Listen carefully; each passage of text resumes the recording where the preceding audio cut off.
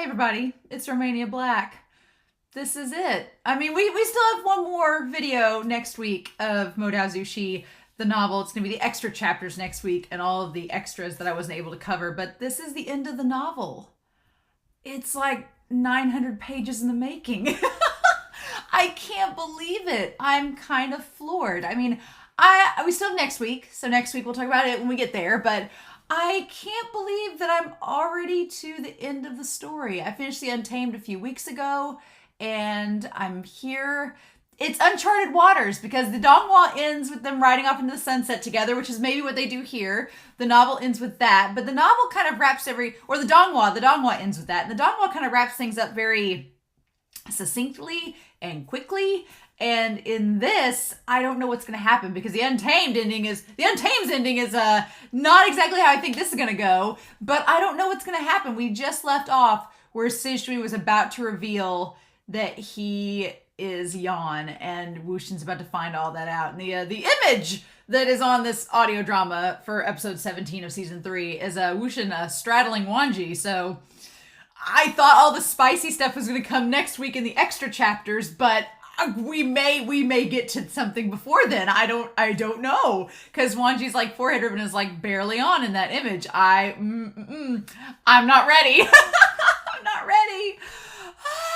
But yeah, I'm really sad that we're at the end of Modazushi. I'm really excited for Heaven Official's Blessing. I've been waiting literally a year and a half to watch Heaven Official's Blessing. I've been waiting a long time, but it's bittersweet that we're at the end of the novel, and we still have the extra chapters next week. So I'm not incredibly sad yet. Next week I'll be really sad because it'll be the end of a journey. The end of a journey. It's, one good journey ends and a new one starts, but I'm not ready to end it yet. So we still have all the extra chapters next week and the WANGXIAN special edition stuff from The Untamed. We got that next week, and this week we're doing the songs and we're doing this. Like, just go out. We're slowly easing out of Modazushi. If you've noticed the last few weeks, I'm taking my time because I'm not ready to be done. And the one good thing is I still have the novels. I only have volume 1 of Modazushi right now because the other volume hasn't come out yet. But that will be nice to slowly get the official English copies and slowly go through them as we go. But this is an hour-long audio drama. It's 50 minutes, so we got a good ways to go. So I made myself some tea. It's bitter, which is how my heart feels. Bittersweet.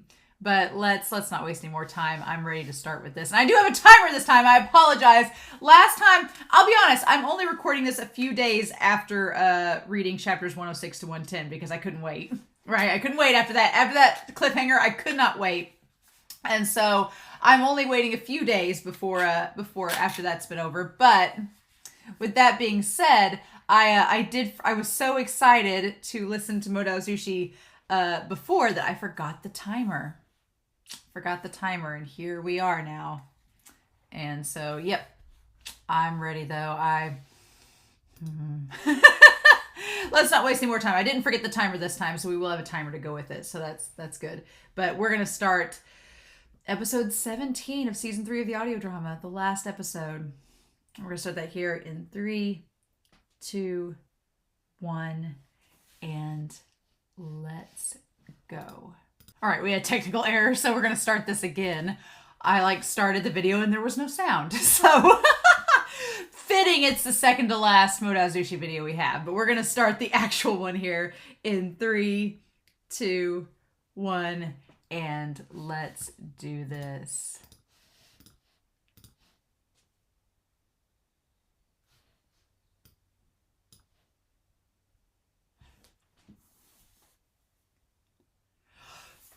We're gonna get this issue, yeah.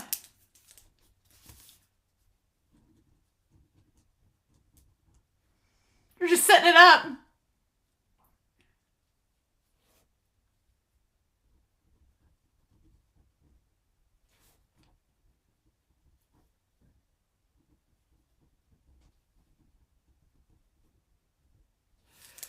Oh, here we go.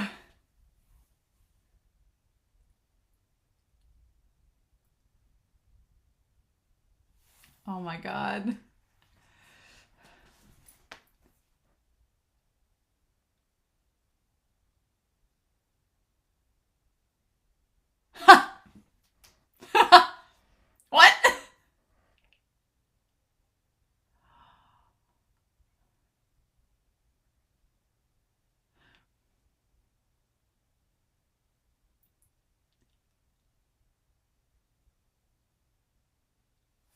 Oh, his breathing.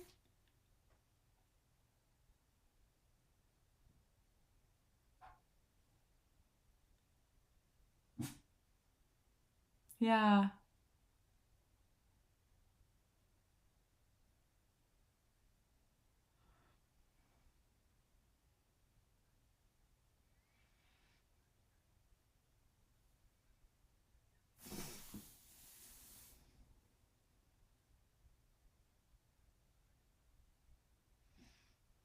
Oh.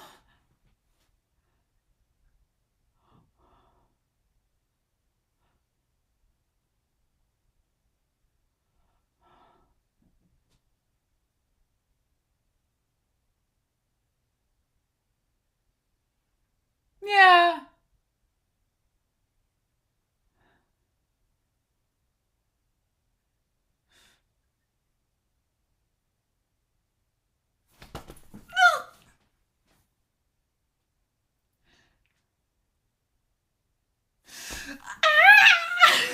Oh my god, oh my god, oh my god, oh my god, oh my god, oh my god. No. Like his breathing when he was like, it's like, oh my god, oh my god. Ah.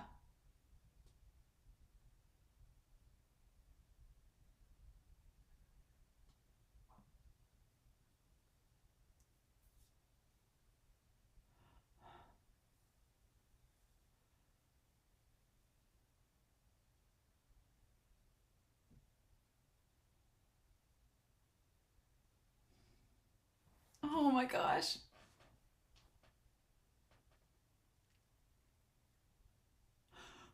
Oh,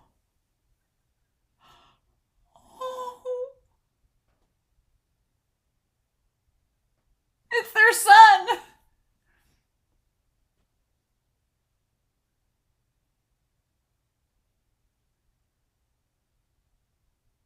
Awful and really happy. Oh.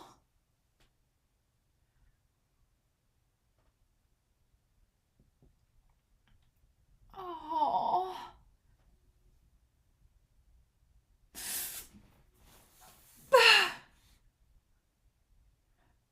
Oh. And taught under you as well. What did he teach me? What?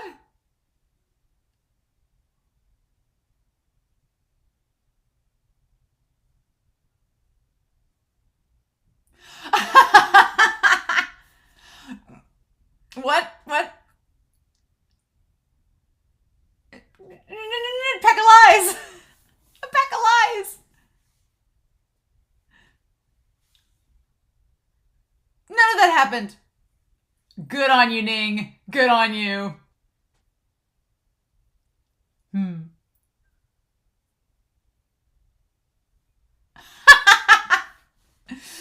While sitting on Little Apple.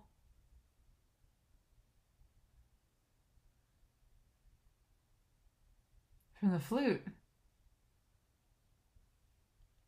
Mm-hmm. Yep. Of course you'd find it familiar. And you chewed on it. Oh.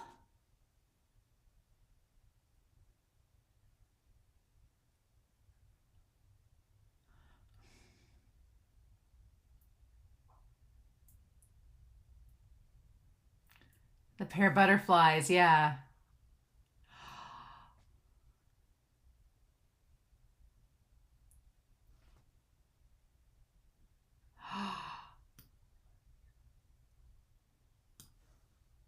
Yep, called him father. Out of the blue. Oh.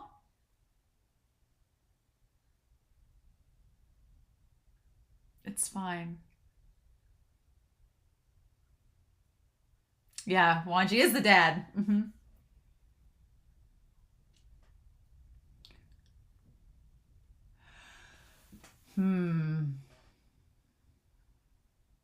How can you be scared of Wanjin? Well, I mean...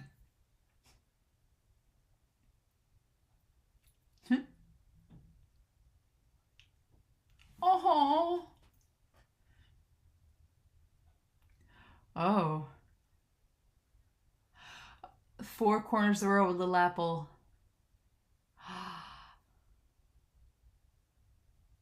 Oh. Hmm.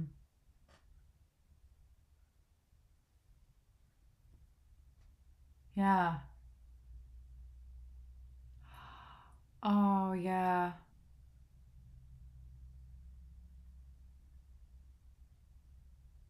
Oh, for Ching.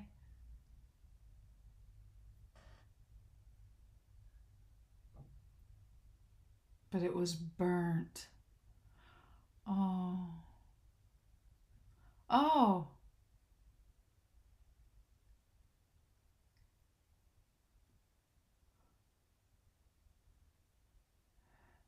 You guys deserve a honeymoon. Seriously. You've done more than enough. Let your son hang out. Let your son hang out with his uncle for a little bit. Ah. Let me walk it by myself. Yes. Ning, my dude. Leave you two to it.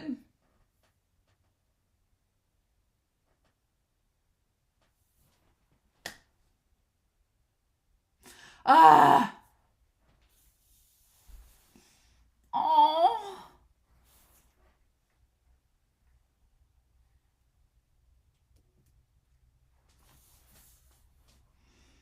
I love Ning being able to walk his own path.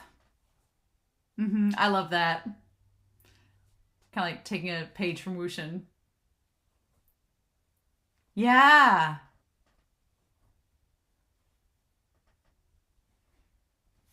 Go on adventures with his little nephew cousin.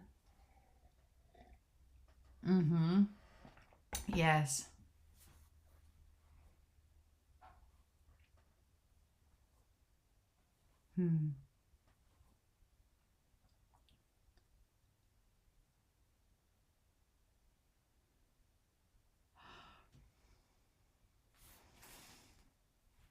I know.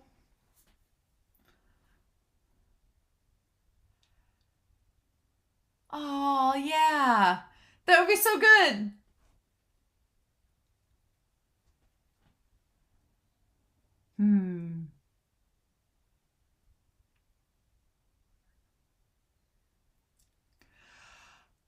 Oh. Oh, I see. He doesn't want to be like... Your memory's not that bad, then.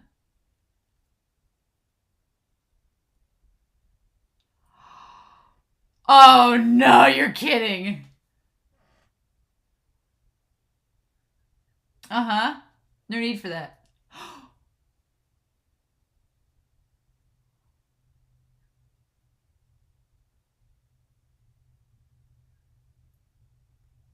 Oh, you don't want that?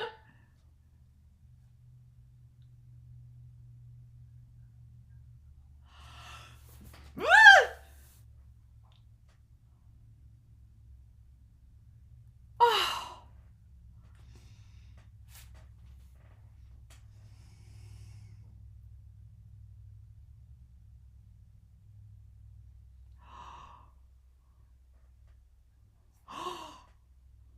Yes, tell him! Tell him it was your first kiss! Tell him! Tell him! Tell him!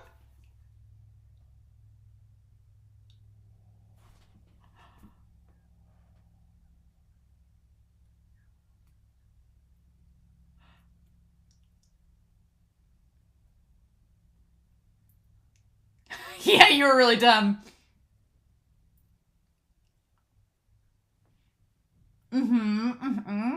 Yes. Oh.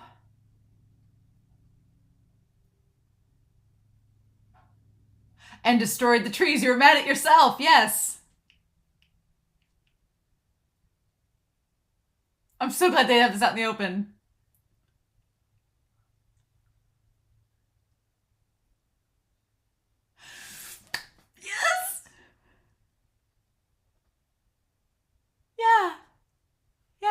could it be?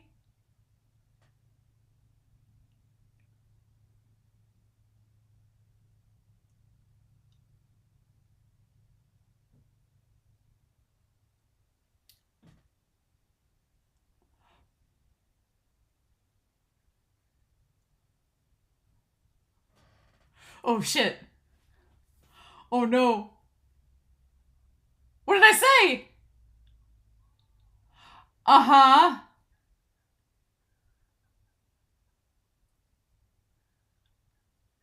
You silly goose, you believed all that nonsense?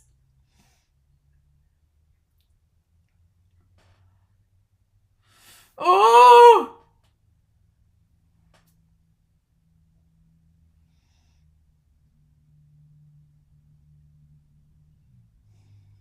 Oh.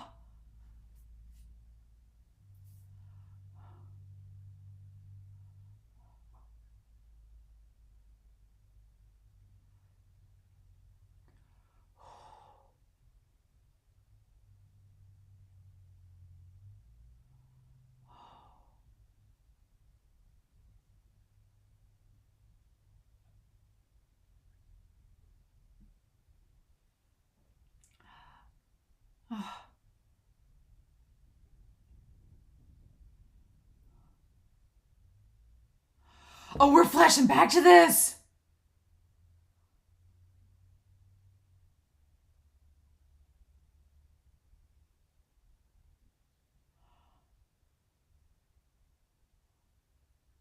Oh, no, no, no, no, no.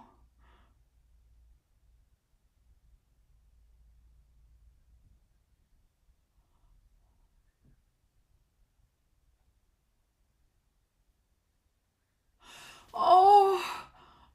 Oh, Jishin.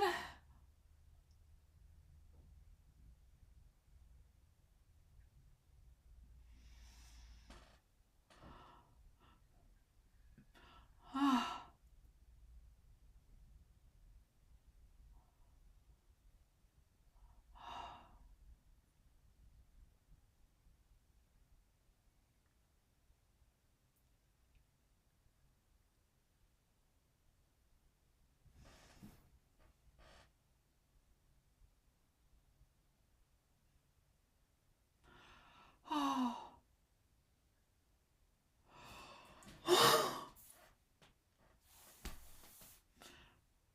Oh my gosh.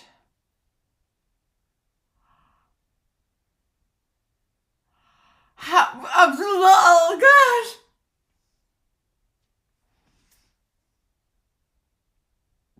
Ah. Oh, this and that happens. Yeah. Yeah, I can't imagine what the novel's gonna be like. Can't imagine.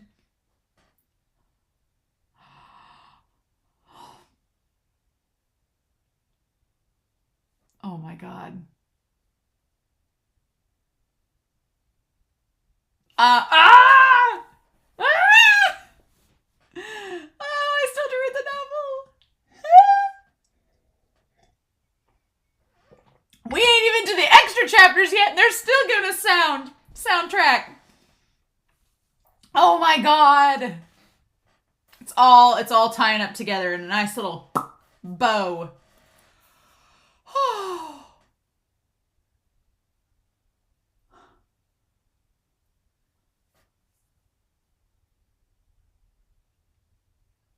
Utterly defeated.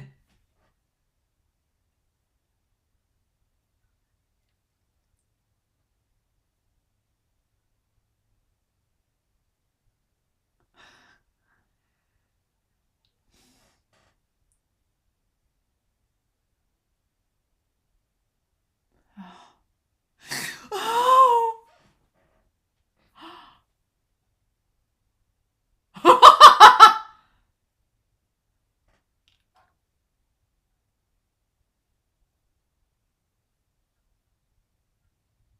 Every 4 days! Every 4 days! 3 days! Oh my god!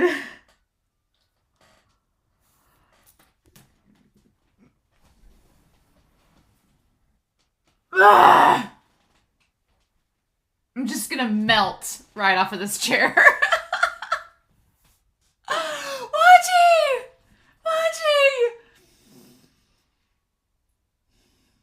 a man of few words, but when he says words, oh my God. Swoon.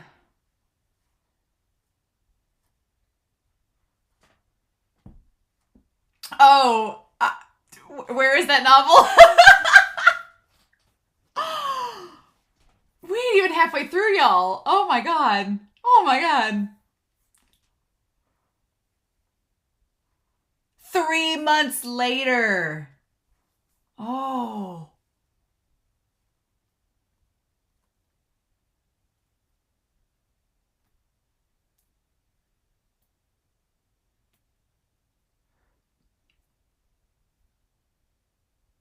Ooh.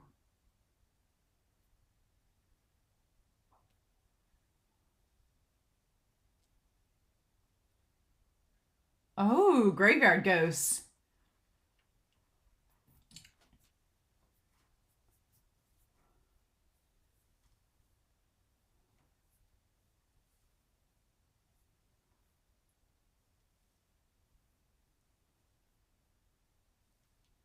Oh.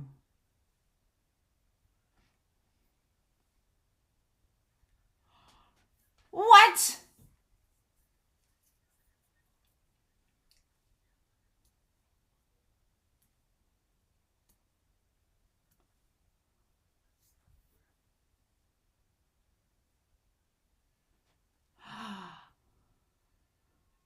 Oh, awesome.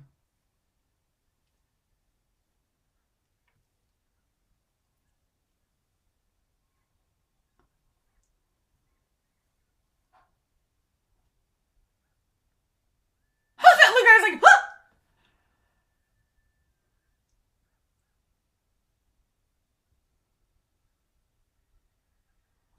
Oh.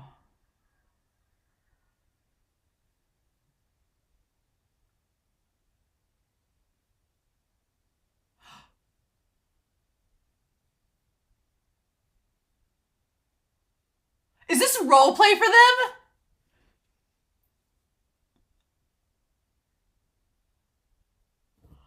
This is role play. This is just foreplay.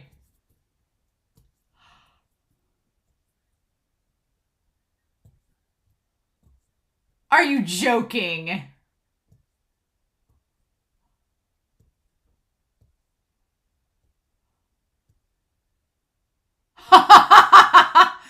Oh, every day, huh?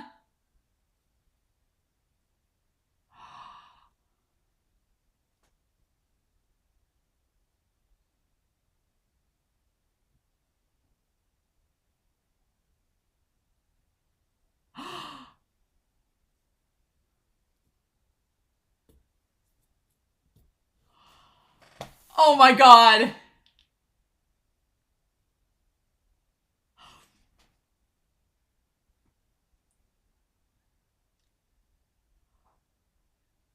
Shameless.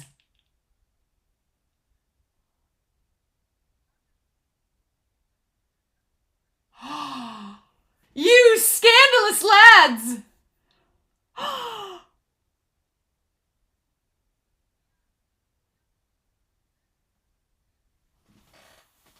Oh my God.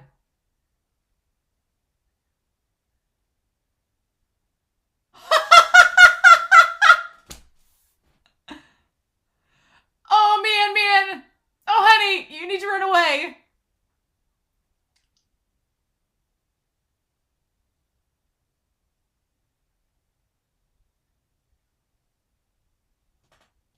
Oh my God.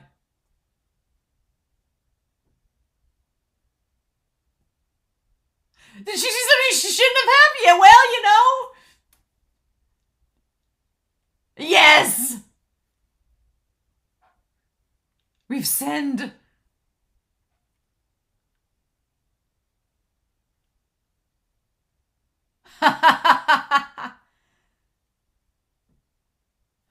We tortured this little girl. We traumatized her.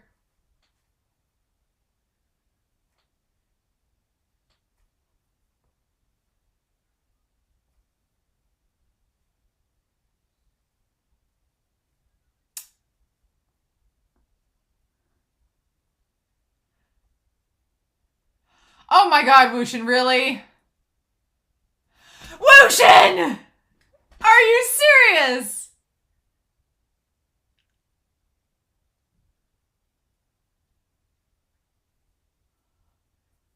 Oh, because in the Untamed, that's when they met Mian, but they hadn't met her yet in the book. Okay. Wow, okay. That this all ties together. Okay. It all makes sense. Because in the Untamed, this happened before the end of the story.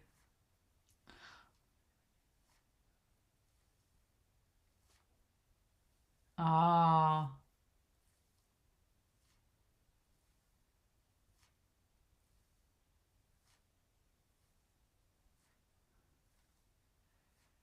Hmm. Oh.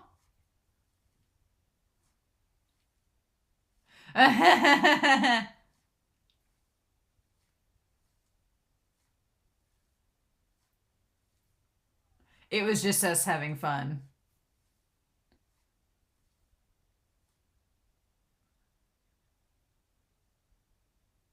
Oh. Ah.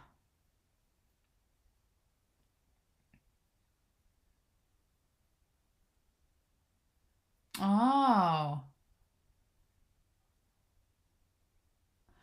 Ah. Just lies. Huh. Yes, very much.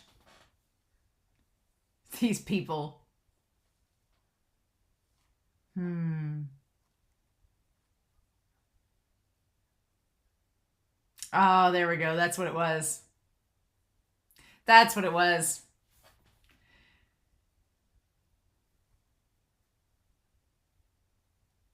Hmm. Hmm.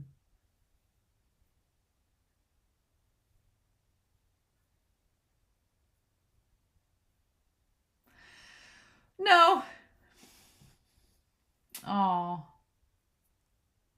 Yeah, a bit.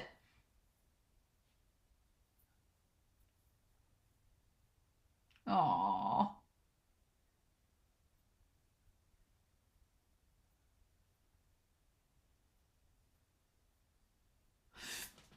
Oh.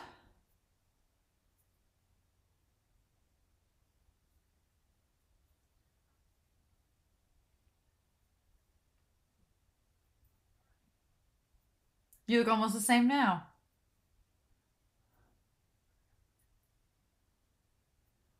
Oh. I'm not the one paying anyway. It's Woosh. It's Wanji.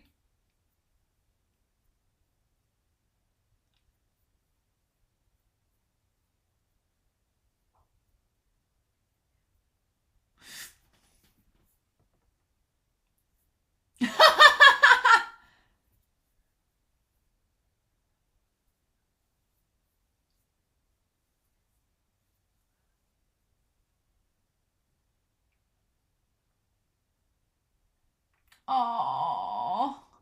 Oh, Mian. Yes. Oh, I'm glad they had her in the novel and it wasn't just like an added thing in the Untamed. I'm glad they included that.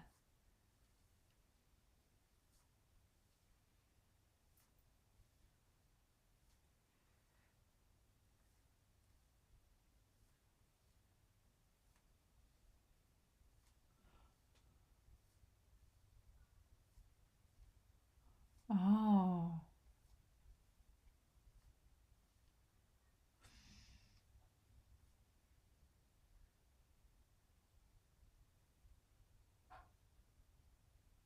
Hmm. Yeah. Yeah, she would know. He shows up where chaos is.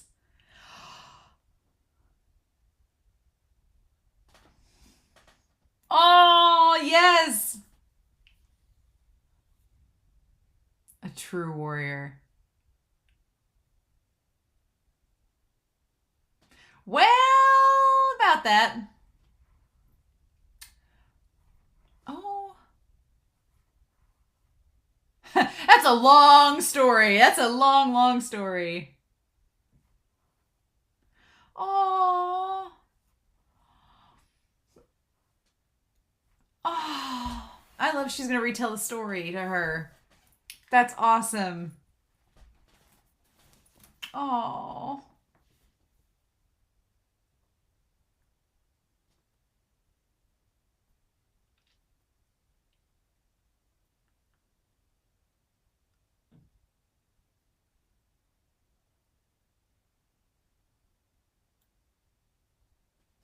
I mean, Sijui, you know.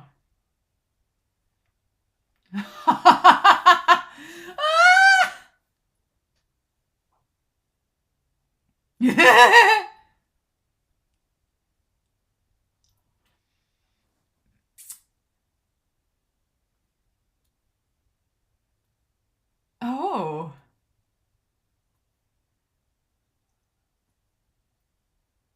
Yes.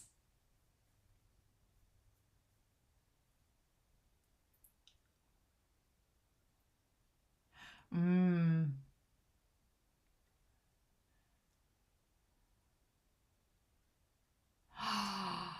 He figured out it was Mian Mian's. Ooh.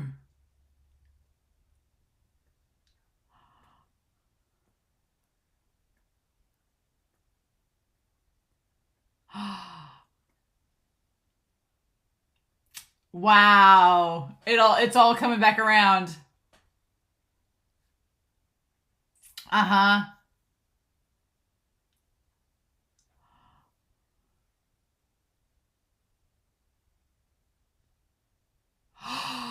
Oh!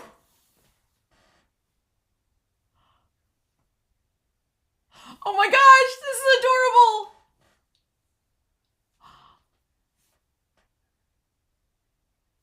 Are truly compatible.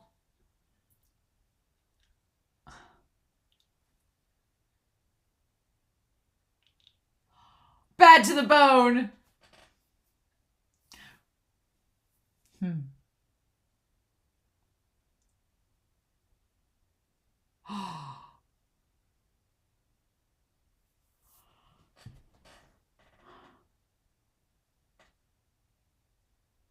Oh my god.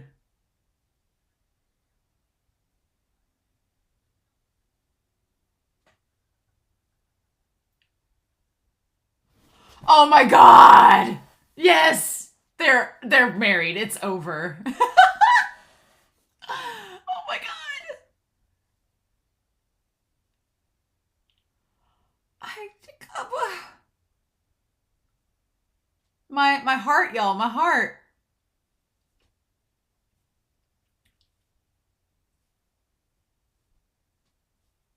In an inconspicuous corner, like they wouldn't stand out, you know.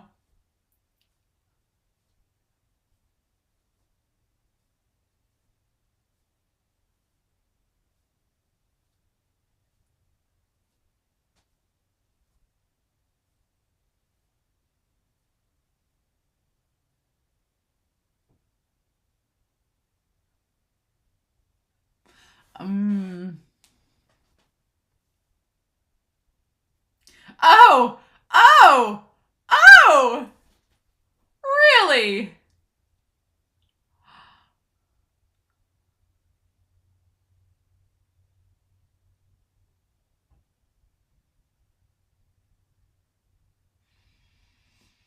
Mm. Wow. This is 3 months later.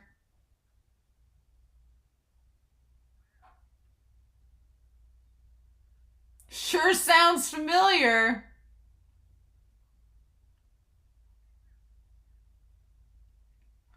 Wow.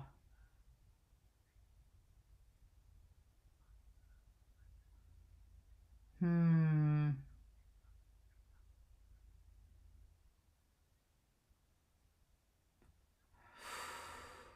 They don't even know.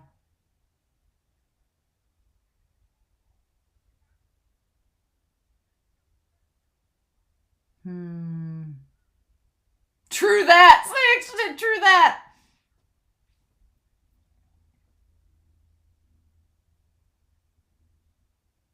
Damn, that's not true at all.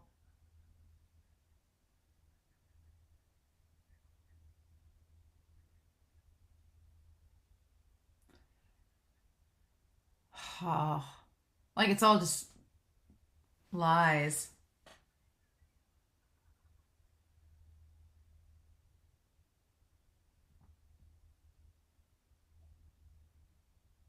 Hmm.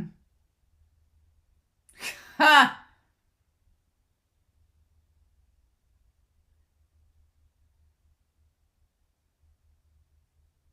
Oh.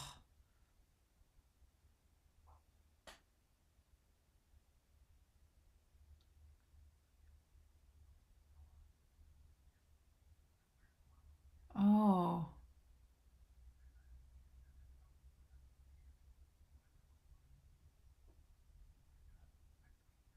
Hmm.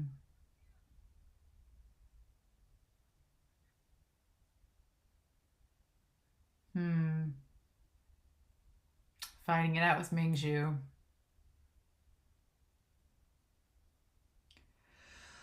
Oh. Oh.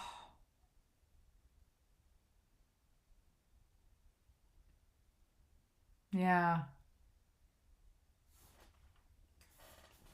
The two people he cared about so much. They went in seclusion. Oh. Ha! Of course Wei Seng looked good officiating it. That ties back to the Donghua. Uh-huh. He's the head shaker after all.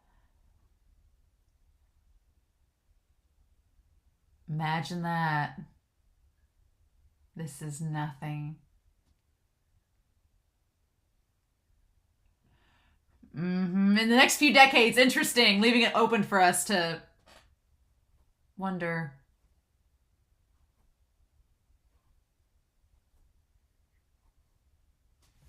Hmm. Hmm. Hmm.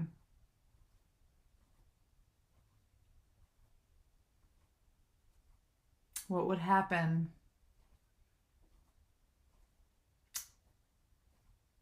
Who would have the guts? Interesting.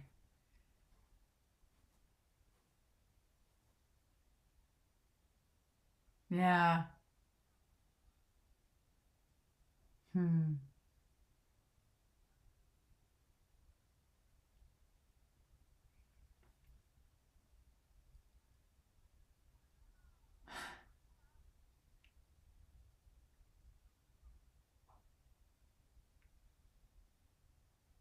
Let's go for a walk. Aww. This is freaking domestic and beautiful, and I love it. It's all I wanted. Like 100 chapters in. Yes, please.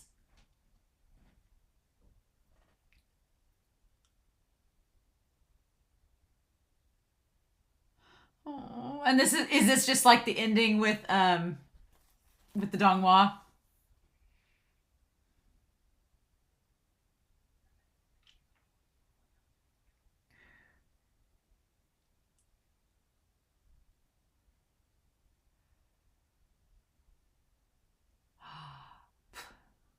Yes.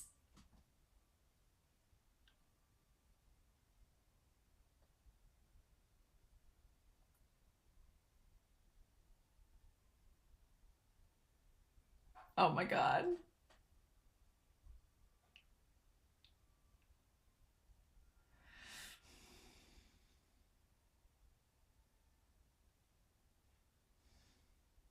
Oh, it's so beautiful. It's so beautiful.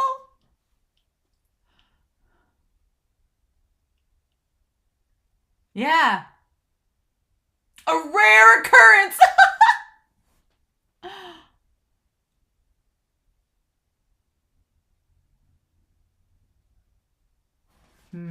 Oh, my mother.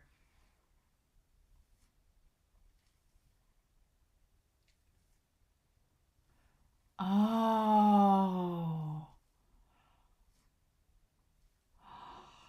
Oh, wow.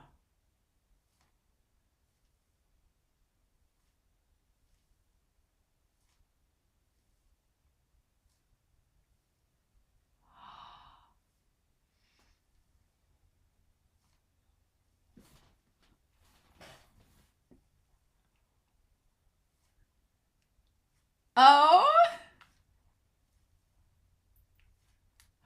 I'm yours now too. Oh my god.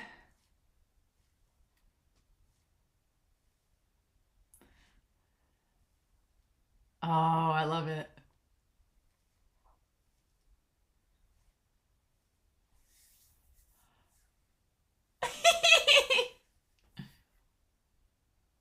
Everyday song. I like the everyday song.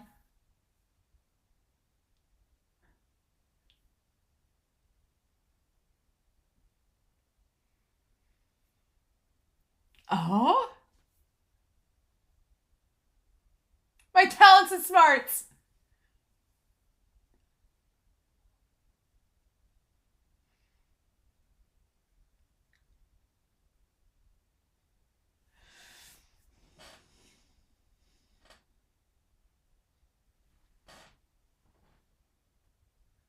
WANGXIAN. Oh my gosh.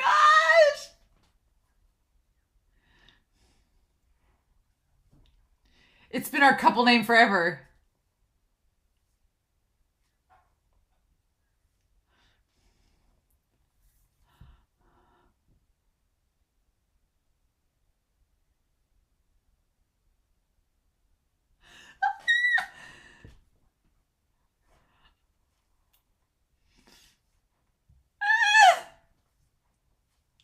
So Gusulan sect.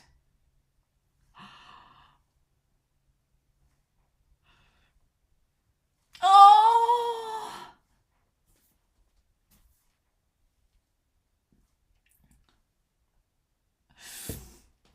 Oh my god.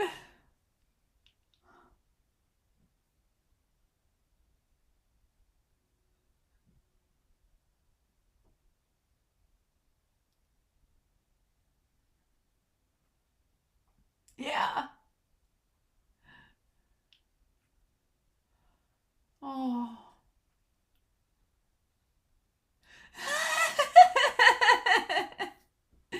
We can go look for Wending if you're, if he doesn't want to see me.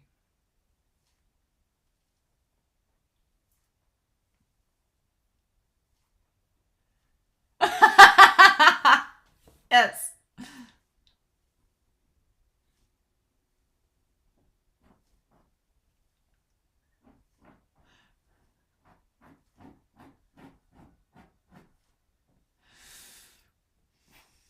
Oh my god. Oh.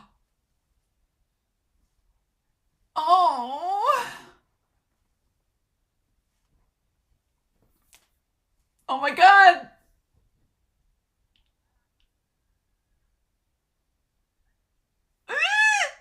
This flashback.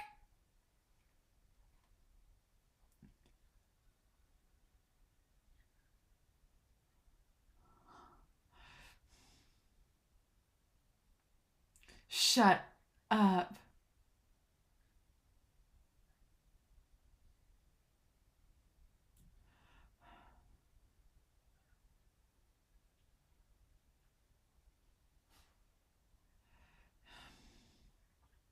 Ah.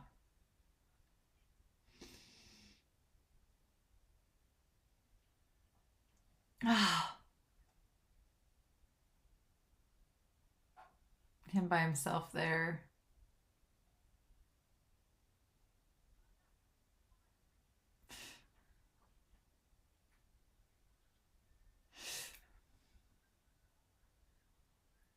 Oh. We're not close. Yeah, sure.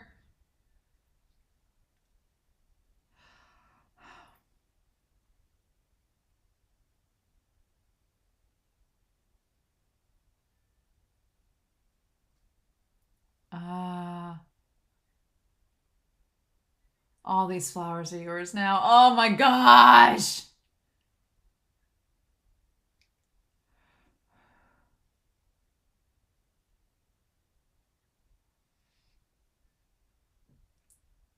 Oh.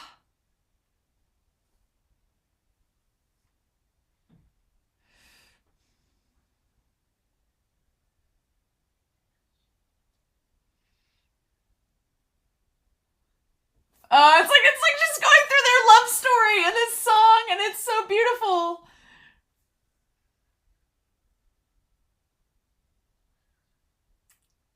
Oh.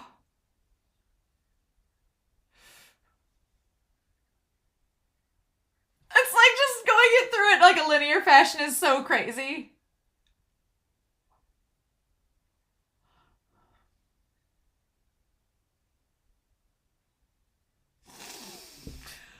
Oh my gosh.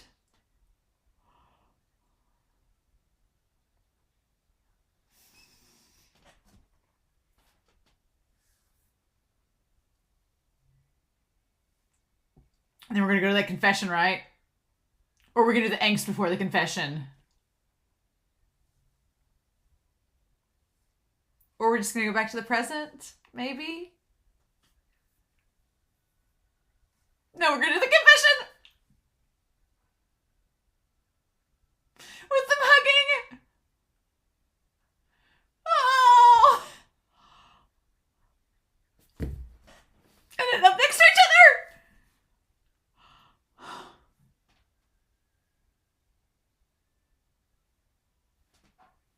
It's over.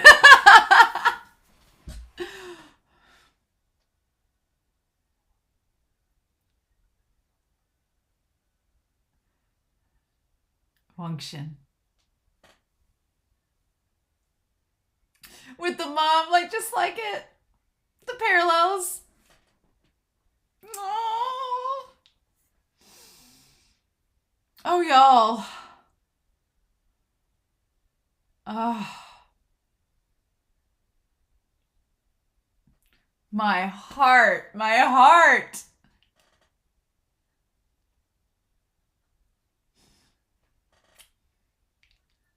I'm simply incredible.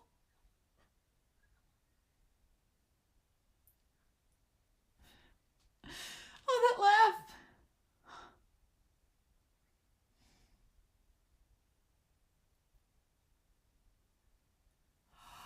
Oh, that can't be the end of it. Oh. Like the damn greatest hits. The greatest hits coming out in this. Oh my gosh. I got a little misty-eyed there. I was getting a little misty-eyed, like, oh, like, it's all just coming out. Oh my God, y'all. Yep.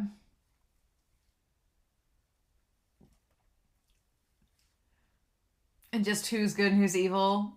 I can't believe that Mian, I was like, wait, haven't we already done this? But we did it in the Untamed, but they didn't show it in the novel yet. And I thought it was like an Untamed only thing, but no, they actually had it in the novel they met. They like combined it and the hay scene together in the Untamed, and that's how they got around the censorship, right? Which is great. Oh. We still have Into the Dream Part 3 to look at. And then these novel chapters. Oh my God. Yeah. Yeah, so about that. This and that, huh? This and that. I'm gonna make a little note of this and that. Whenever the audio drama's like, this and that happened. You'll find out when you read the novel. Oh. We still have a good 4 minutes left, though. So I'm wondering what they're going to show us at the end, though. But I do like that the Donghua, that they kind of mixed in a little bit of this ending with the Donghua, because the Donghua had Huiseng leading the ceremonies and talking about Jishin. Of Jishin just being in seclusion beside himself. And Huiseng just taking control of the situation. And I love that they set it up kind of ambiguously. They're like, well, Wushin's like, maybe Huiseng will cause some trouble in the future. We don't know, but that could be decades from now, Oh. I feel like there's just going to be one little more thing with Wushin and Wanji here at the end. But WANGXIAN. I've been saying WANGXIAN, but it's WANGXIAN because it's Wanji and Wushin. WANGXIAN... Making my long A's there. WANGXIAN. Ugh. Man, we're really doing the extended version of the song. But I loved that little picture. I love that it ends on him, the two of them, of Wanji and Wuxian together, and then it mirroring his mother. And oh my god, the mother saying, "You're all mine now." Oh. And Wanji saying, "Every day is every day." I'm like, just stop. Stop right now. Shut the front door. Get out.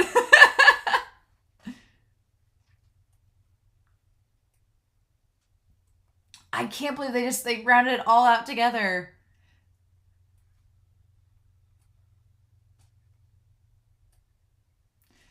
And the whole thing with the brand that they tied back to it.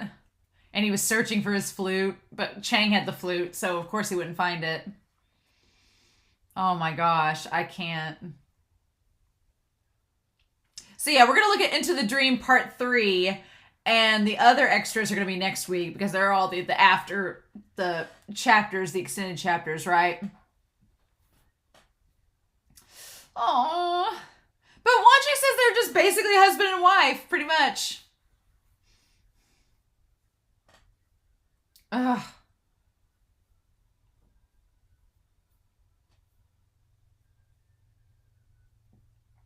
Oh my god, I just... Alright, we got like 2 minutes left, show. What are we doing?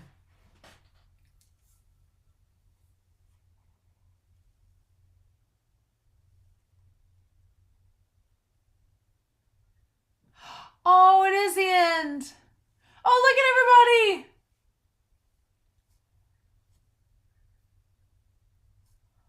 Oh, with the original ending. Look at all them. Oh, I love that.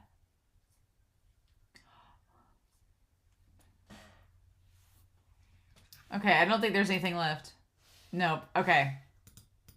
All right, so I am going to watch the audio drama for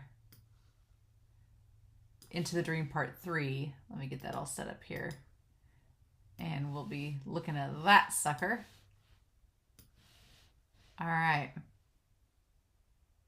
All right, so Into the Dream Part 3. Can't imagine what this is going to be about. It's a good 7 minutes, so we're going to start that here in... Oh, we're going to start that here in 3, 2, 1, and let's go.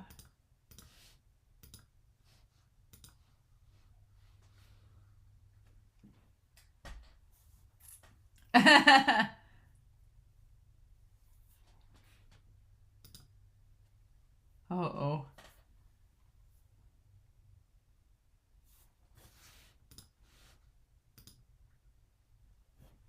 The library pavilion. That damn incense burner, huh?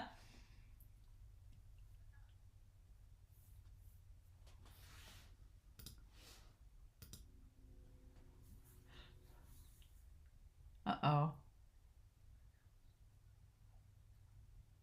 Hmm.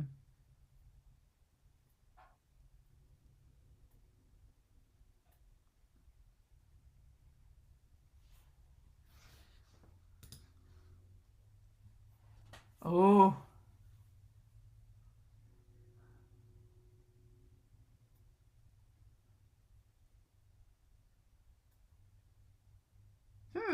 Where is Wanji?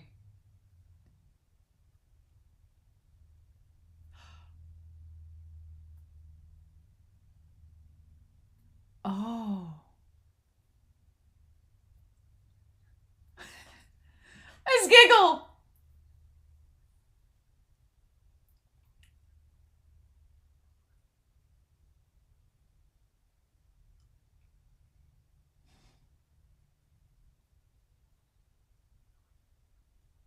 Oh my. Oh no. Spending too much time with your rabbits. Oh, tell him that Wuxian gave him to you.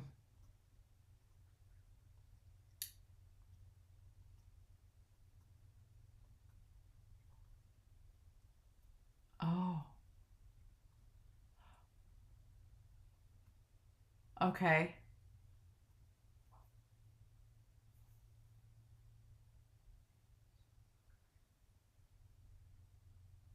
Mm-hmm. Uh-huh.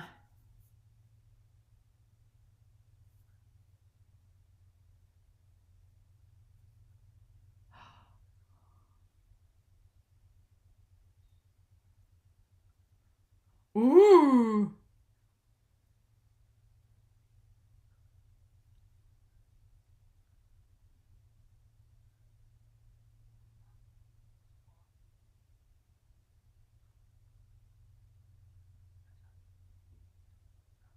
Ooh. Oh.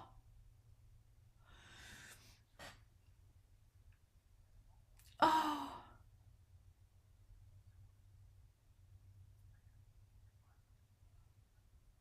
Oh, from 10 years later.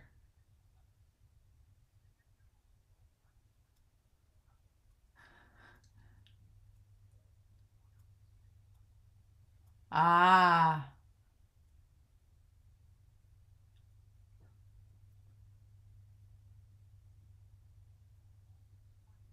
Ooh. Mm-hmm.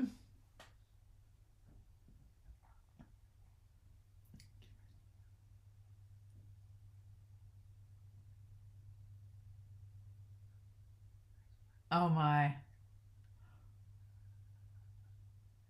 With this attitude, uh-huh.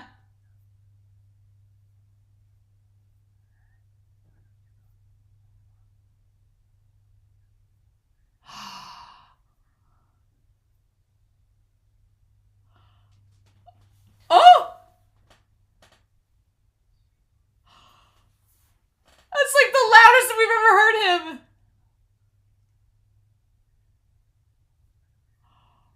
Oh.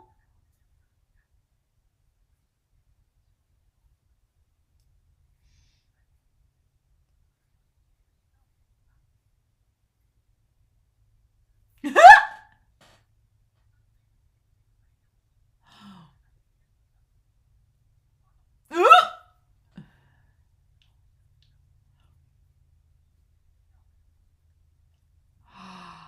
Oh. Gay panics! No!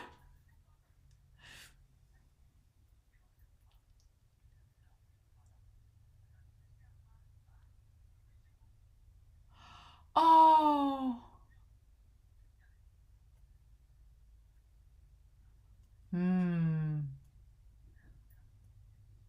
Uh-huh. Whooshin'.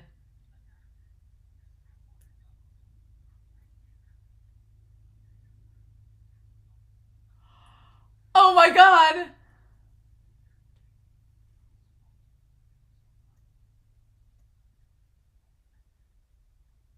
Oh!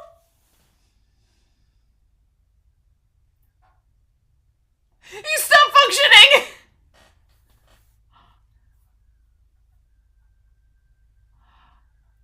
Whooshin', you meanie.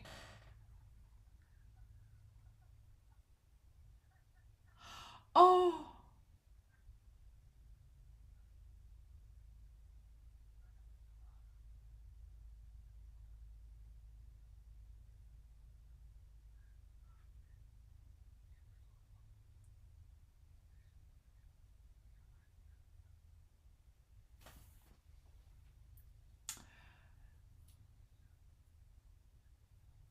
Hmm.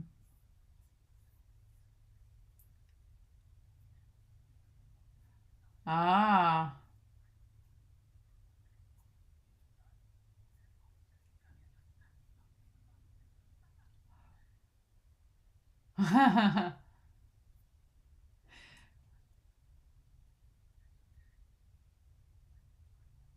Oh.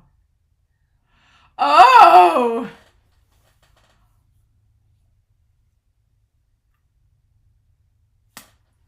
Wushin's dreams are so innocent and Wanji's are so not. Oh my gosh, y'all. So, about this, I'm going to go off now and I'm going to read the chapters and then we'll come back and talk about chapters 111 to 113. I regret nothing. Oh my God. Yeah, so I'm glad that we still have the final chapters to go off of. I'm glad. Finish that. Oh my God, I'm so glad that we still have the bonus chapters. Yeah. This ending is so good. It's perfect. It's perfect.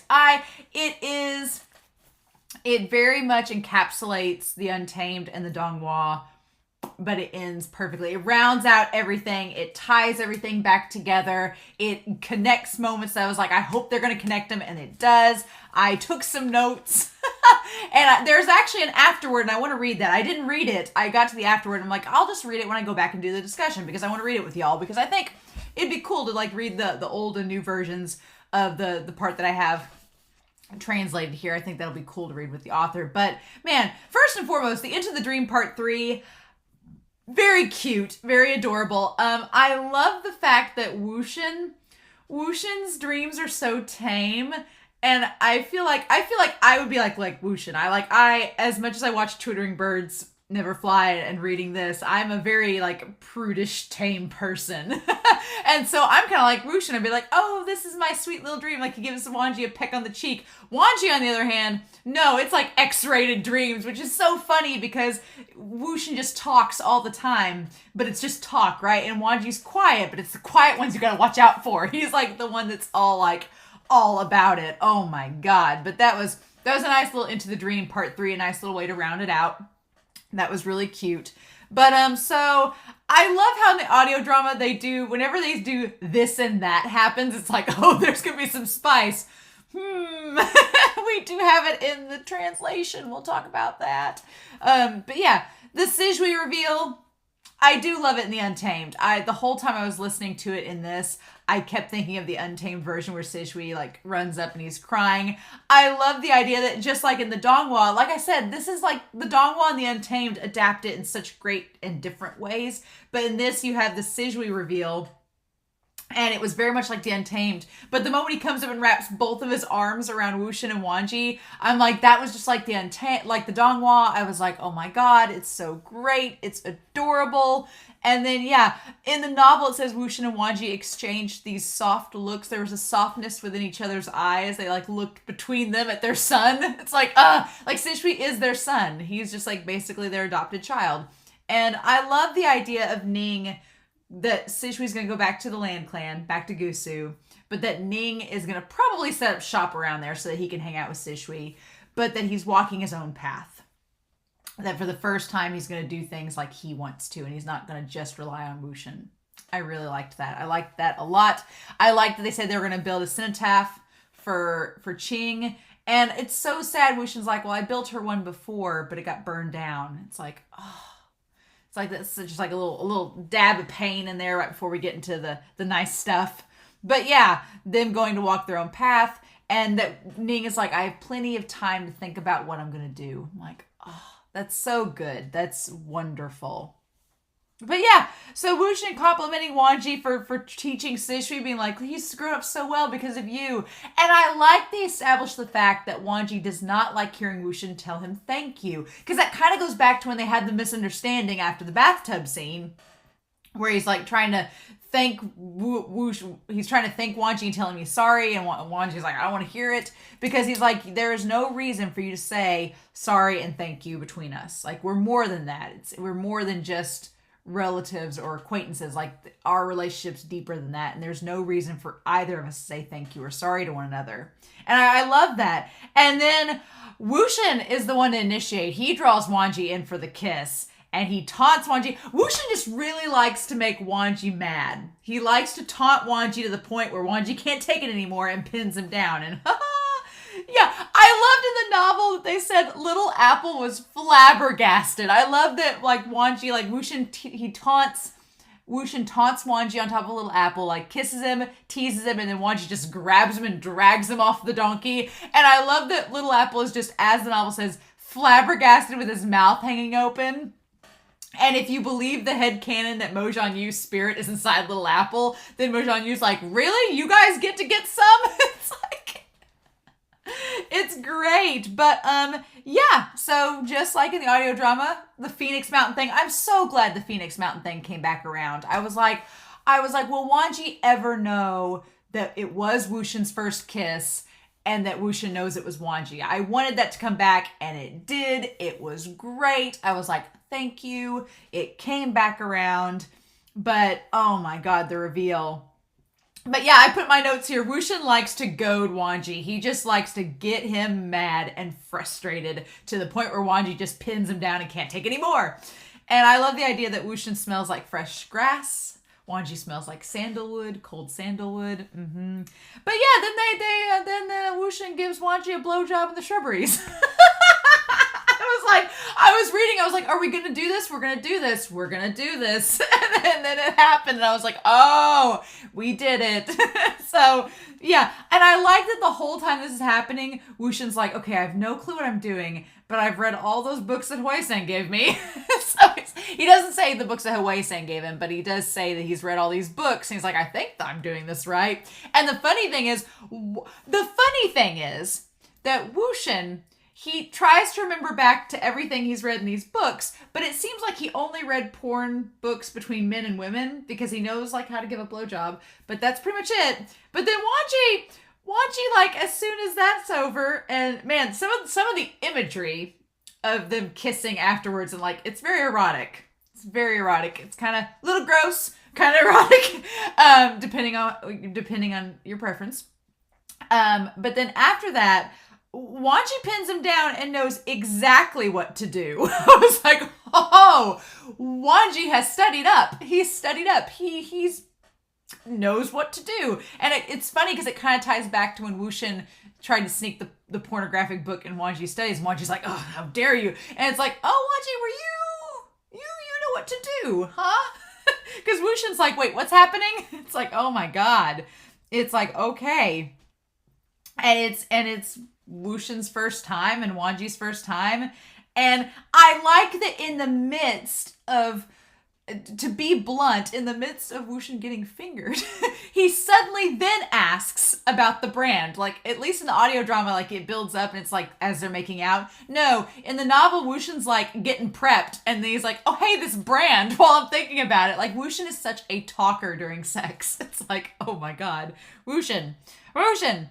But yeah, he asks him, and then we have the flashback, and it's so sad that Wanji's, it says his first time getting drunk. Like the first time Wanji ever drank was he drank Emperor's Smile, got drunk, and was looking for the flute. And he couldn't find his flute. He couldn't find Wuxian's flute. And he found the iron instead and branded himself. And it's so sad. And the sad part is that Kieran's mad, but he doesn't even punish him. He doesn't even punish him. He's like, you've suffered enough. Like that's how bad it was. When his Uncle Chirin does not punish him because he thinks that Wanji has suffered enough. And then it said in the novel that after that, he didn't question keeping Yan anymore. He let Wanji keep Yan after that. Just, it's so heartbreaking. It's so heartbreaking. But then we cut back to the present and him and Wuxian are getting it on. And I love that Wuxian, he's so talkative during sex. He just keeps on talking and he's like, we're not even married yet. So at the time when all the this and that is going on, they hadn't done the third bow. He's like, we're not done the third bow yet. We're not even married. No. He's like, quit. And he's like, you're doomed, Wanji. Your uncle won't be able to even look at you. And I love Wanji's reply. He's like, he said, well, Wuxian says, Chirin wouldn't even drown you in a pig cage. It's like, oh my God. But I love that Wanji says, I have long since been. And it's implying he's like, I have long since been doomed because I've been in love with you. And it's like, oh my gosh. And then he just bites Wuxian's throat. Like he bites him on the neck. Like Wanji is a biter. I'd be like, stop that. He is a biter.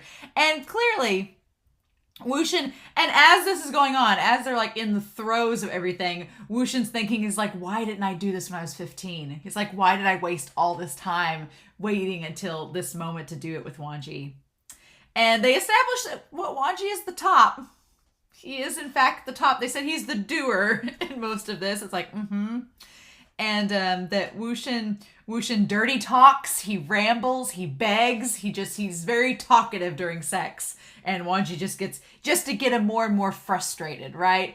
And I love the idea that Wushin, like, as he's about to, like, reach his climax, he's like, what if we just do it like 3 or 4 days, like 3 days a week? Like, no, let's not do this every day. And Wanji's reply of every day means every day. I was like,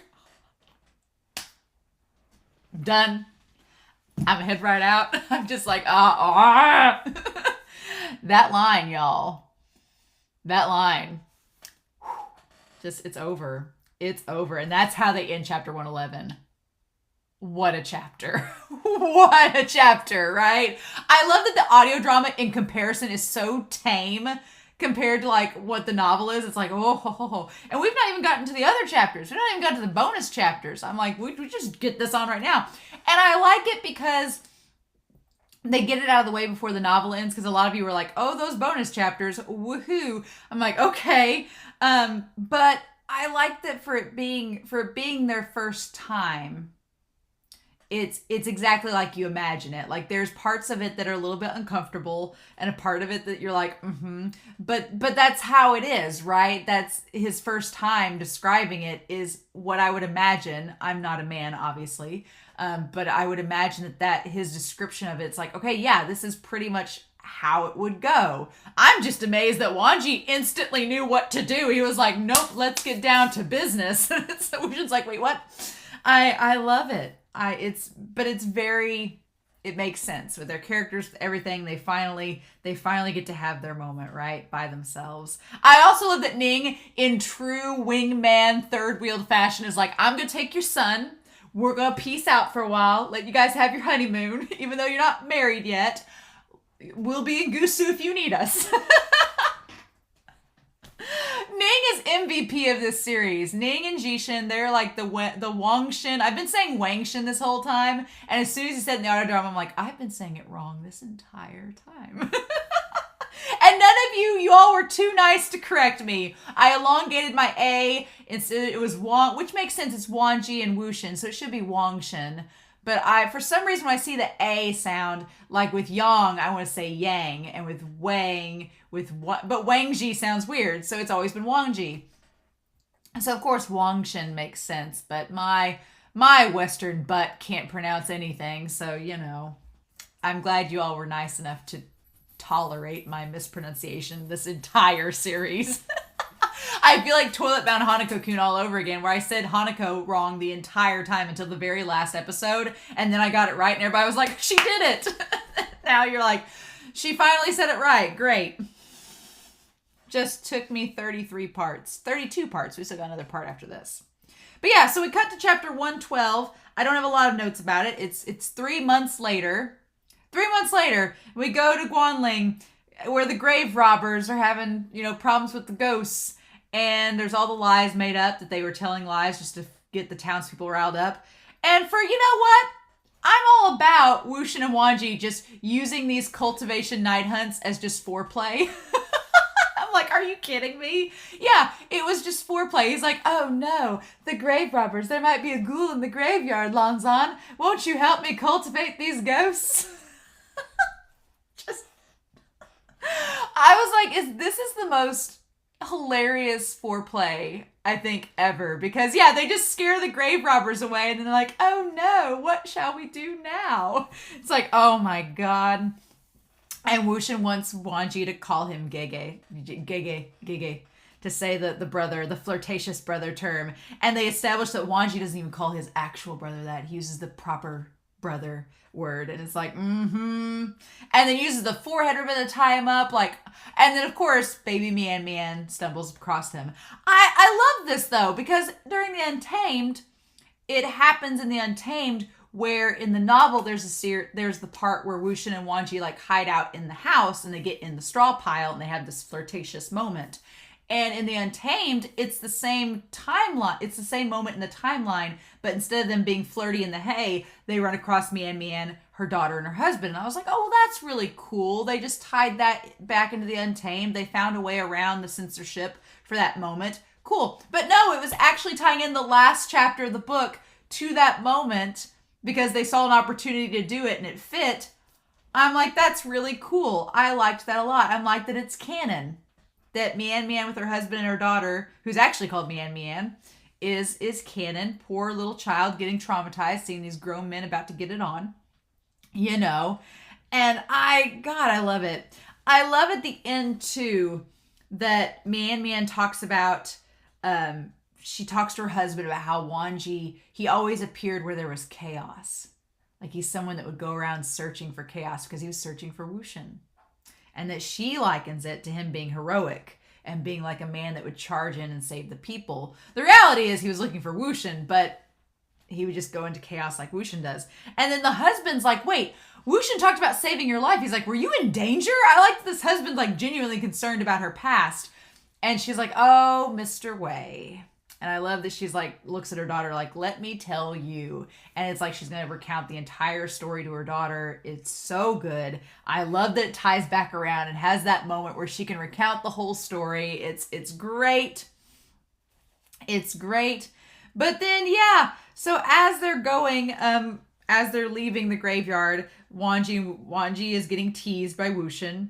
He asks for his forehead ribbon back. And I love that he calls him Yandao, which is Wanji's memory's good. He goes Yandao. He's like, that was the name that, you know, Wuxian introduced himself to Mian Mian as back in the cave. And it's like a double entendre. It has like another like sexual innuendo meaning there.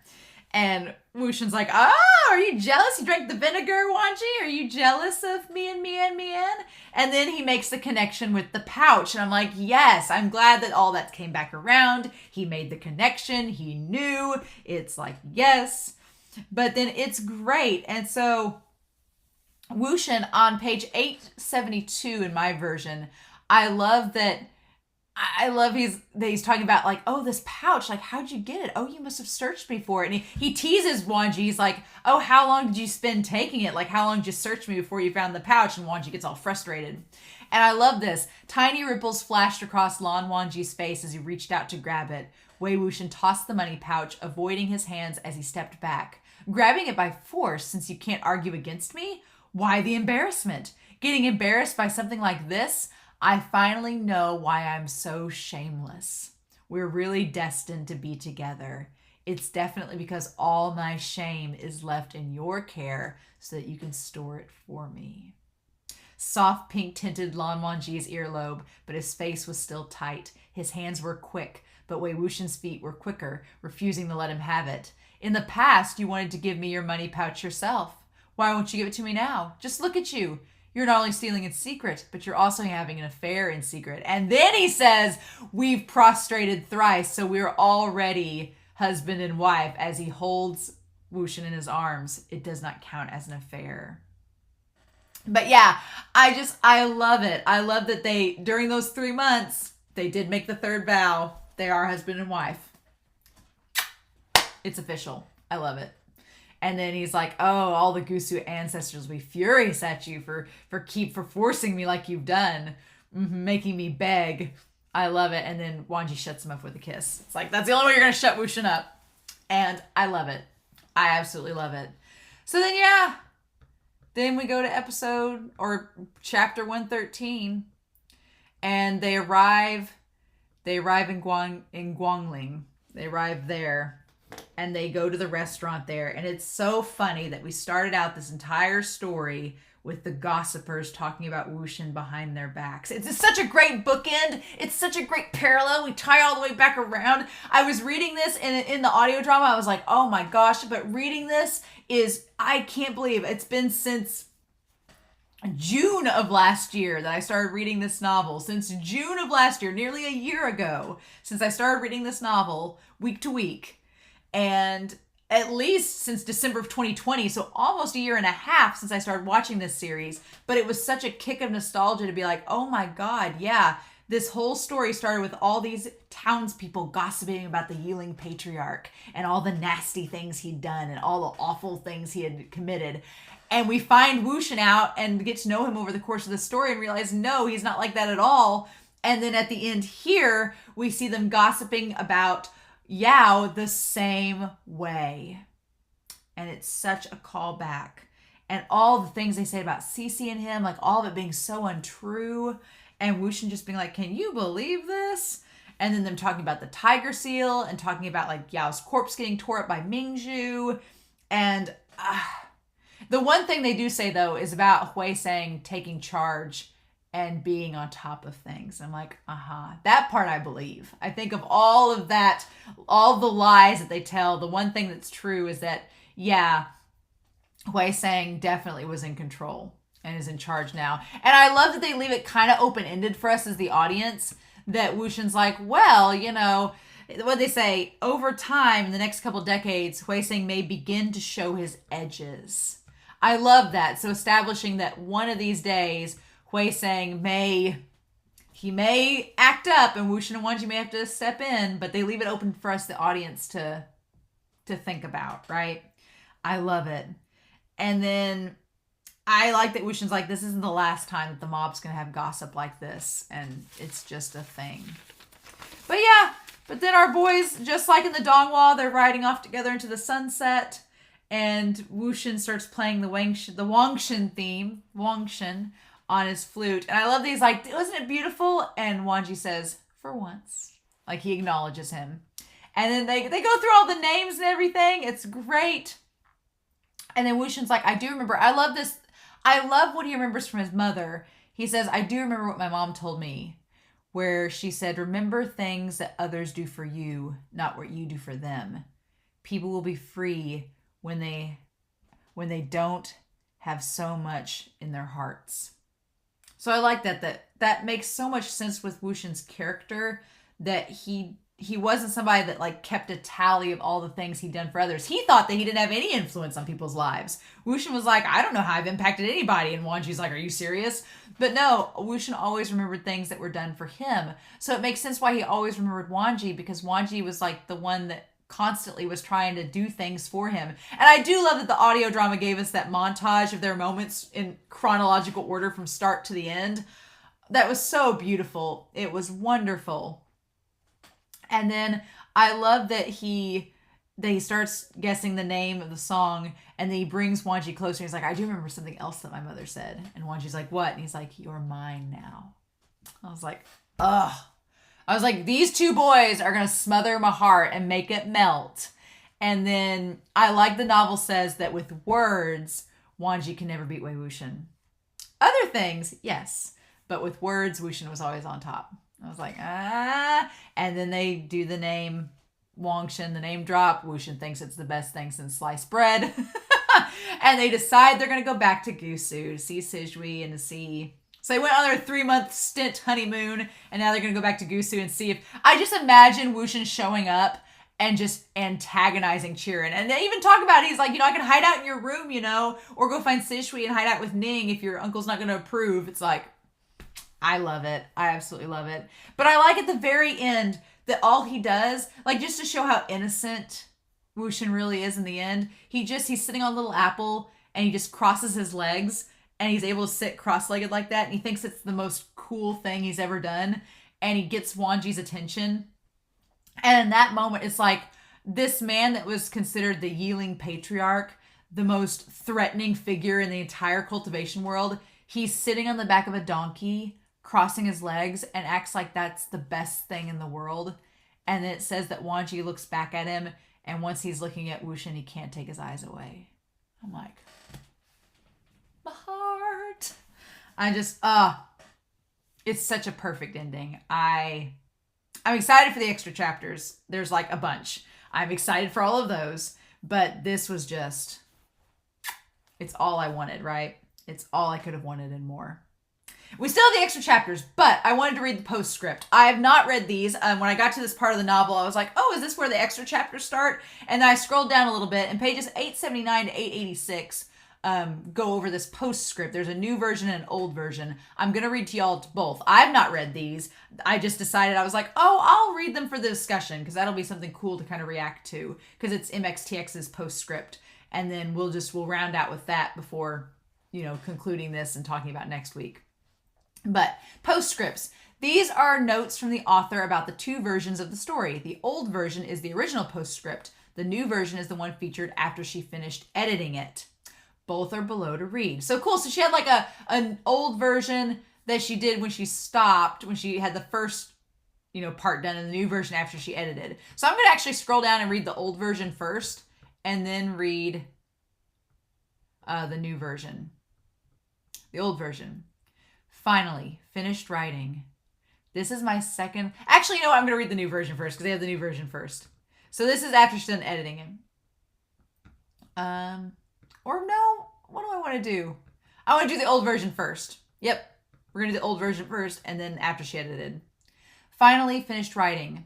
This is my second long series as well as my second original Danmei BL novel. During the serialization process, there have been many ups and downs. After the last chapter, I do feel a sense of being freed from suffering.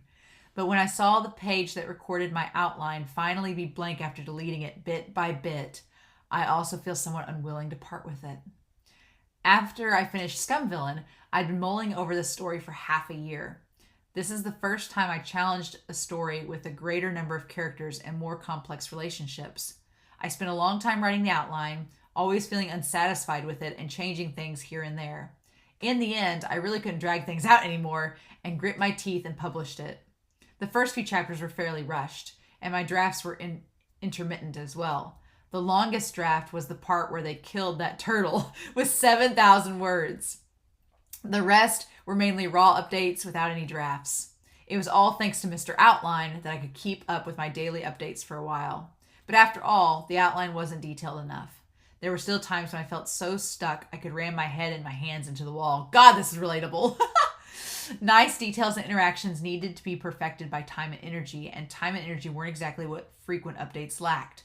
During the serialization, it wasn't that I couldn't see the many problems, but rather I knew, yet I couldn't pay attention to them and could only force my way forward. And so, after a period of rest, I'll make heavy edits on the entire story, enriching the details, adding plot elements, changing places that don't logically make sense, editing sentences. Around May or June, I'll replace the old version on JJWX seat altogether. If any readers would like to come back and revisit it, they'd probably find many Easter eggs in the edited version. The following includes some of my thoughts during the writing process. First, on the fantasy setting. One good thing about fantasy stories is that you don't have to be too historically correct, and you can make changes to certain customs however you want. The conventions in this story are mainly from the Wei, Jin, Southern, and Northern dynasties, as well as the Tang dynasty. Chairs were rare. To sit usually means to sit on one's knees. The ceremonial clothes were mostly the Tang cap and the round collar robe. However, chili peppers and apples appeared even though they only happened in the Ming dynasty. The hip and gable roof on the buildings were named in the Qing dynasty. The vocabulary and poem allusions were even more examples of time traveling, and the age at which one was given a courtesy name was lowered to 15. However, the author pretty much massaged together all the ancient China elements she liked and brewed them in a pot. There is no accuracy at all. So whatever. Just read about the characters in the story. But there's one thing. People from the past really did call their mothers mom. Oh. Second, on character. Both Wei Wuxian and Lan Wangji are highly ideal characters, so there wouldn't be too much dispute on their moral standing. They're perfect as the protagonists. Of course, I do like Wei Wuxian a lot, but if I'm looking for a boyfriend, sorry, I'll only have Lan Wangji, please. Oh my god, same, yes. All of their character elements were created in binary opposition. The bold and the principled, the concealed yearning and the flaunting coquetry, the red rose and the white rose, the cold, dignified one and the devilish, untamed one. The more different they were, the better. Still, their core was the same, which usually means their outlook on life is the same. In any case, this isn't the point. The point is I love the chemistry between them.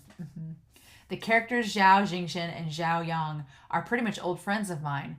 In high school, every evening self-studying session, I pay no attention to studying, sneakily writing things down on a notebook. That was when I settled on their names and overall personalities. But back then, there wasn't a full plot or any context. There were only a few fragments of their interactions, some of which I directly put into the story, such as drawing sticks to determine who to purchase the vegetables. To have characters and pieces of a dialogue that previously only existed in my head be seen by everyone and discussed so fervently is a curious feeling indeed. God, she's so relatable. I love her. In China, a day in class may last for quite a long time. Apart from class, there are also morning and evening self-study sessions where you have to remain at school. The evening ones can last until 9 or 10. Oh my gosh. When writing paragraphs about Zhu Yang, I had to adjust my mentality to be in the darkest, cruelest state, while it was the exact opposite for Zhao Jingxin, for whom I felt quite some satisfaction.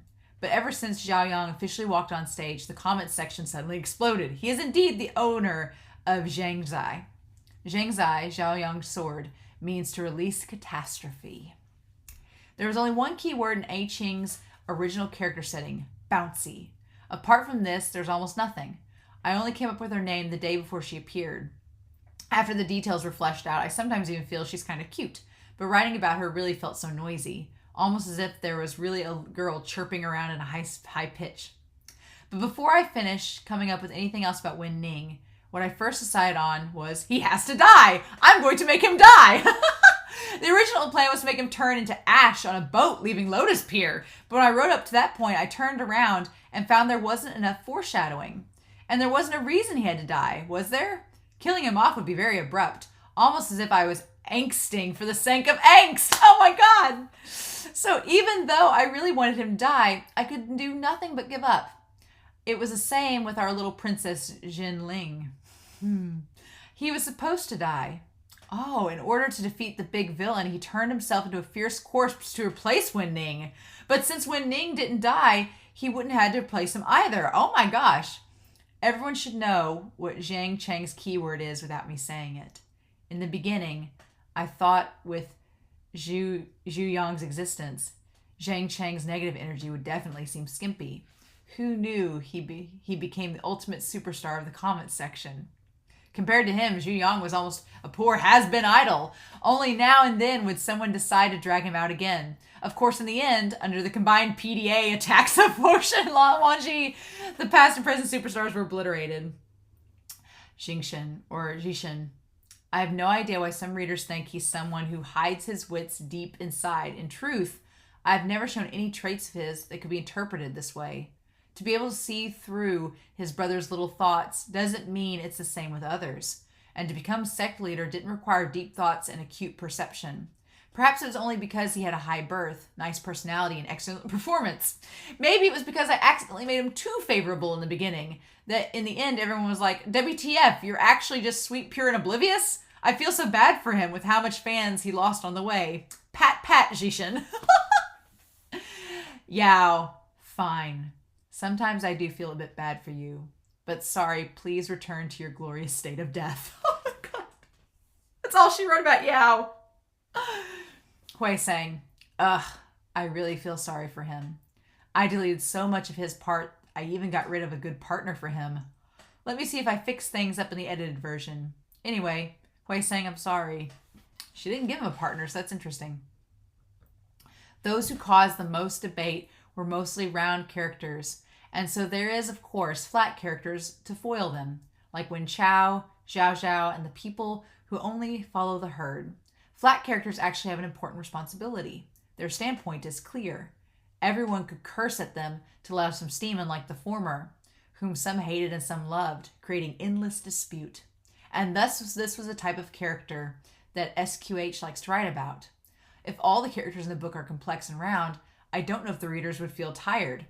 Anyways, with my current abilities, it definitely tired me out writing them.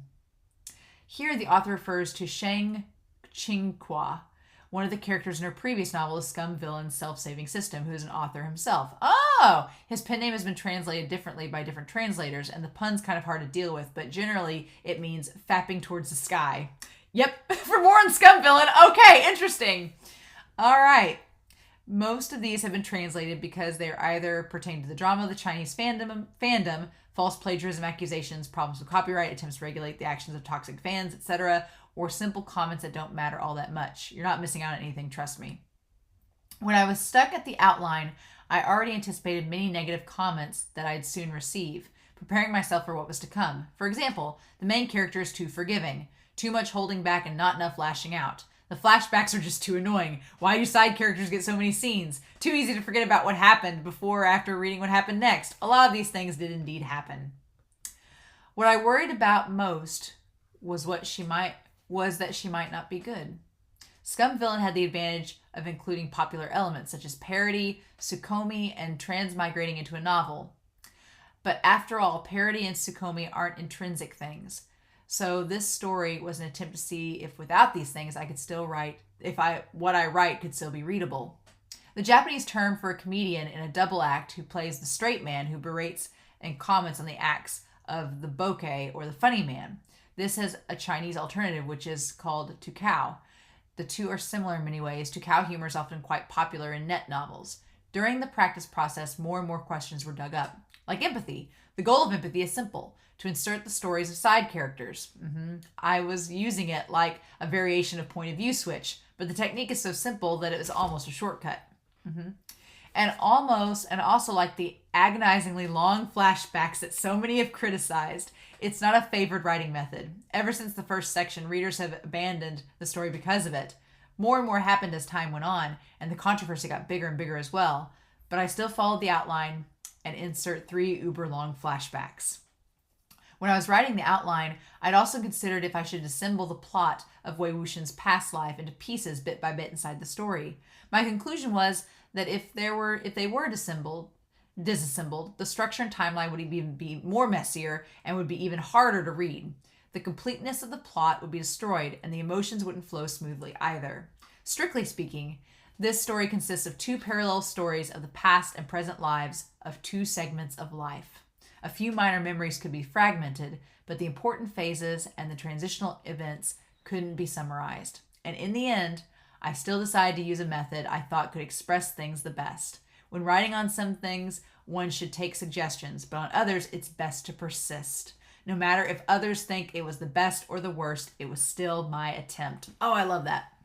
There were also a few plot elements that I blurred over because I wasn't in the best state, and a few characters didn't end up as strong as they could have been. I hope I could fix all these things during the editing process. 4th, on gratitude. The perception of the author and reader are often poles apart. It's rather difficult for the author to predict what comments they'd receive after a story is published, or whether or not it'd be liked or acknowledged by the reader. The author might feel great, but the reader might not get it at all. A plot element which the author spent tons of effort might not be received well in the eyes of the reader. Situations where the author scribbled around and the reader enthusiastically chased are very common. I wrote this story with the determination that it'd fail and that it'd be all right. Inserting so many flashbacks into a net novel was an absolute indicator that this was going to fail. On top of that, even though the hot element of rebirth was tagged, it was unfortunately had none of the pleasure points that most rebirth novels include. This is why ever since the first few chapters I'd been emphasizing over and over again this would be different from the last book, worried that readers who liked Scum Villain would not find this one palatable. I wouldn't want you to be disappointed after you come all the way here to support me. But I never expected that even though the last book was completed more than a year ago, the readers of JJWXC are still as passionate as ever. It's just like what I said. You really give me an utmost surprise every single time. Thank you. There are too many subjects, too many characters, too many stories I want to write about. There's a whole pile in my notes, of which I don't know which one to begin first. I'm currently still searching around, writing and learning at the same time. I hope every story is different, so I can't guarantee every book I write readers will love.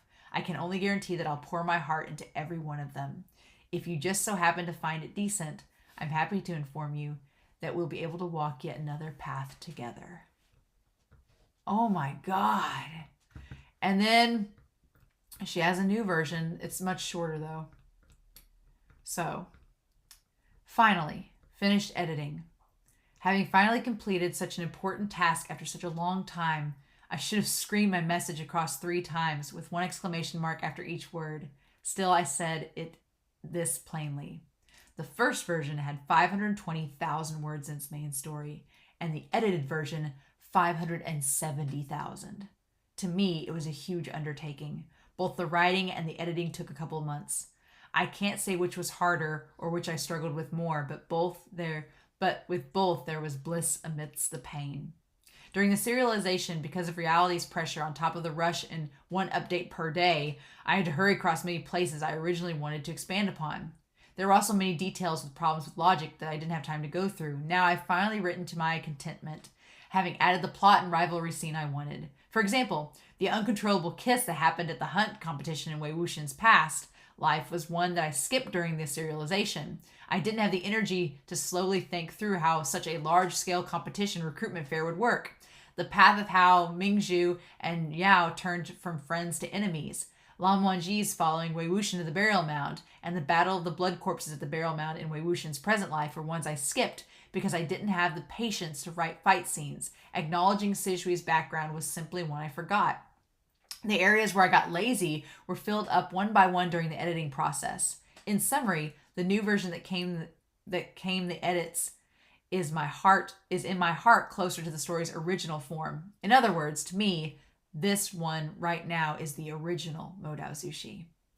I know too many people have read the old version and that some impressions were still too deeply rooted for all of its efforts to be removed without difficulty, as well as there had definitely be many voices of doubt.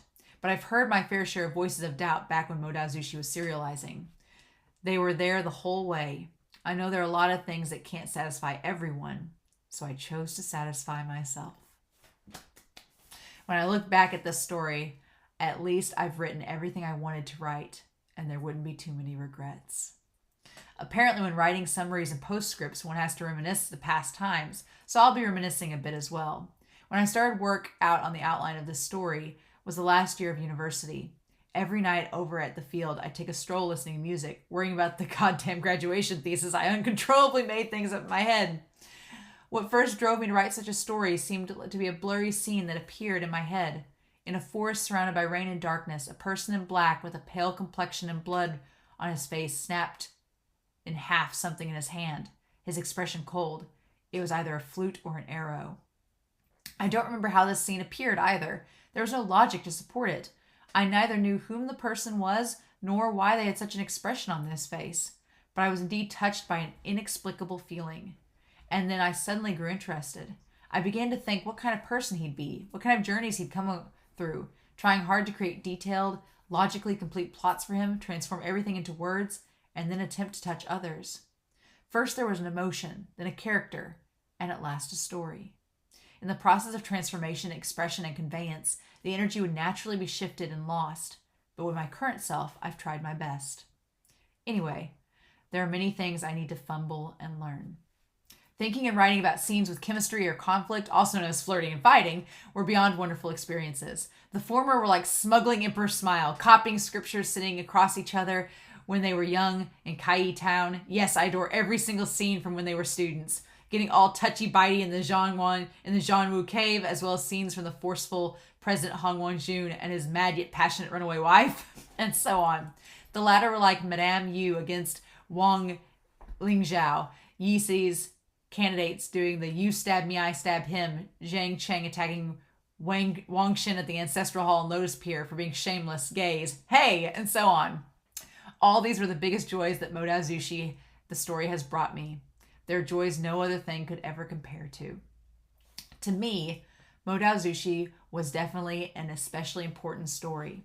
At first, I had no idea that so many people would come across this story. Because of it, I experienced many unthinkable things and got to know many great people. It was a roller coaster of emotions, both inside and outside of the story. There was a time when I seemed like I came right out of an asylum because it was an experimental work. It had too many immature sections. In some places, no matter how hard I tried to change things, the framework was already set and it was very difficult for me to edit it until I was completely satisfied. But looking back on it now, it was another footprint on my growth. But I really don't want to write or edit it again. Not only does it not correspond with how online novels are read, but it also brings me a second round of torture. So from now on, I'll complete the draft and publish it after all the edits. During the first period of serialization, when I tried to get used to things, I wrote with quite a lot of choppiness and caution. But the more I wrote, the deeper connections I felt with the characters of the story. While serializing and editing, I felt tired to death, wondering why I haven't finished it yet. but after I really finished typing the enter key a couple of times at the end of the Word document and writing the end, I instead felt rather unwilling to part. Even though I knew it was only the end of the main story and there'd be extras to come, I still didn't want to part with it. The day the main story was completed, in feigned culture, I originally decided to end with a line from a poem. The line was, "The melody ceases and none is to be seen. The river streams beneath the columns of mountain green." But in the end, I never ended up using it. Probably because even though the poem was beautiful, sophisticated, and very meaningful, it wasn't the ending I'd hoped for. It was too lonely, too melancholy. And what I hoped for was on and on the WANGXIAN melody drifts. The song ceases, yet the figures persist. The clamor will take its exit, while you and I will persist. Mojang Tongju, 2016, August 12th. Oh my God. I love her. She's so good. There are so many parts of that postscript that I love writing, and I've loved writing since I was a kid, but I have all these ideas of like stories and characters in my head, and I always sit down, I'm like, I don't know if it's going to be worth it. Like if I wrote that stuff, would people want to read it? And she's so inspiring there, just being like, I didn't realize she did this like day to day, like a serialization. I love that. I love the idea that she just made this outline of the story and just said, just follow the outline and just go. And people are either going to like it or they're not going to like it, but it's my story. I'm going to tell it the way I want to. And then she went back later and edited it and just did it that way. That's cool. Like I have like 2 or 3 stories that I really want to just sit down and write, but I'm always like, I'm the type of person that I want to write like a whole manuscript and just, but that's so long. And so I'm like, man, if I just did her approach and just did like chapter by chapter or part by part, and then went back and edited it all again when it was all said and done and added anything I wanted to or left out, that might actually be the way to do it. That might actually be really cool. I might actually like doing that. So I've got stuff that I've outlined a little bit, but that's so inspiring. Now I want to like, when I get off here, like go and start outlining and start getting those characters and stuff that I want to write about together, because that's so inspiring. I absolutely love that. Oh, so that, I'm sorry that I had to read that. I got that. I was like, I don't know how long it'll take to read. It took like 20 minutes to read that whole postscript, but that was so inspiring. I love that. So yeah, man, I hope you all enjoyed this reaction and this audio reading. God, I'm going to edit this video now and then do some outlining of my own, because I'm inspired now. I'm really inspired by what she just wrote, you know. But then next week, so later today, there'll be the reaction to the Untamed songs that I've got a playlist for. So I'm really excited for that. And then next week, I'm going to round out my journey with Modao Zushi. I really liked reading the postscripts here because she established that, you know, we still have the last several chapters to go, but this is the end of the main story. And then we've got the post chapters, the extras later. And I'm really excited to read those. So next week, we'll do chapters 114 through 126. That's a lot of chapters. It's going to be a long reaction. I'm going to go ahead and tell you right now. It's going to be a long reaction because we've got like 4 extras, some of which are like 30 minutes long a piece. It's going to take a while. So buckle in. We're going to round out Modao Zushi in style. It's going to be a long review, but I'm excited for it. So I hope you all are too. But in any case, I hope you all have a wonderful week. Please stay safe, take care. And yeah, I'll be back next week to finish off the rest of the novel of Modao Zushi. Bye.